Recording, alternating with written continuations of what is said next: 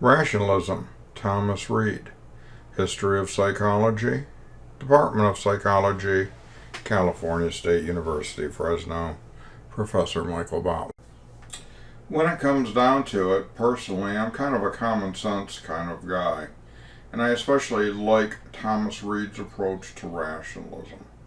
He has a very functional approach, and he precedes some important ideas about how we think of the mind later on.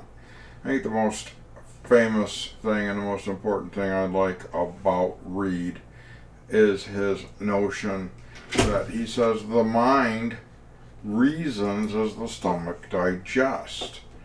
He's making the point that the brain is an organ that has an important function, which is reasoning, which parallels the functions of other physical organisms, like the stomach, which job is not to think, but to digest.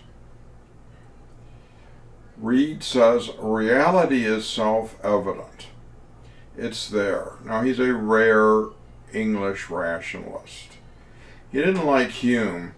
In fact, he said if Hume's logic caused him to believe that we could not know the real world, then he's wrong. And Reid said that we're naturally endowed with the ability to understand the real world through our instincts.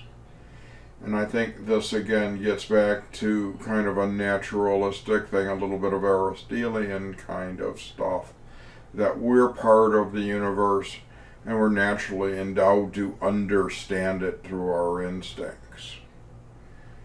He goes on to knock Hume a little bit more by saying if our reasoning denies this, our reasoning is wrong. And it's plain silly to deny the physical world.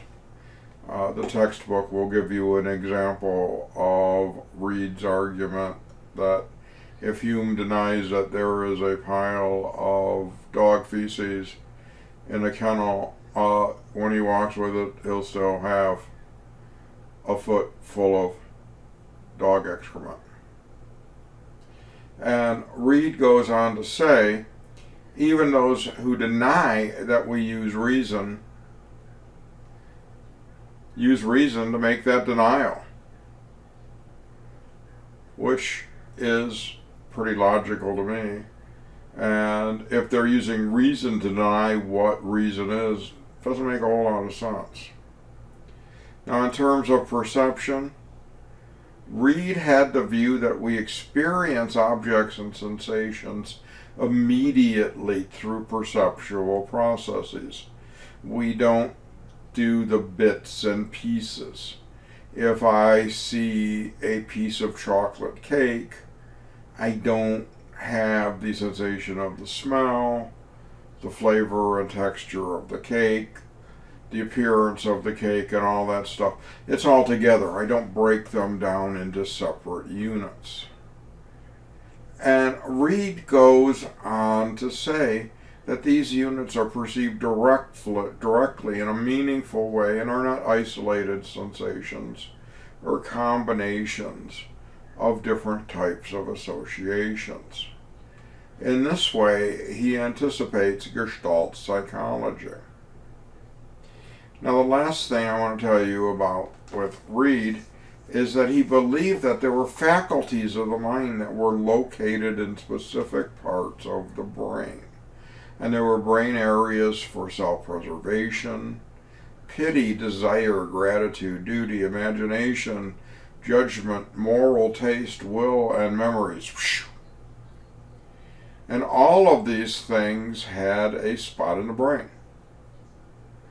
Now, Reid's notion of faculties of the mind later on get picked up by Gall, who develops phrenology, based not on specific places in the brain, but with having brain functions localized on the shape of an individual's head. And we'll talk about that work later in class. So, I like just kind of straightforward, reasonable, common sense guys. I think that's why I'm such a big fan of good old Thomas Reid. But that's enough about him for our discussion. We'll see you next time on the history of psychology. Bye now.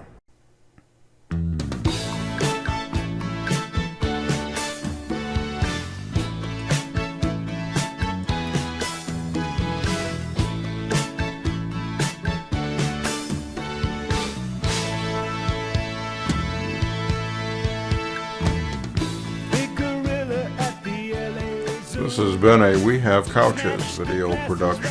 Copyright 2020, Professor Michael Botwin. All rights reserved.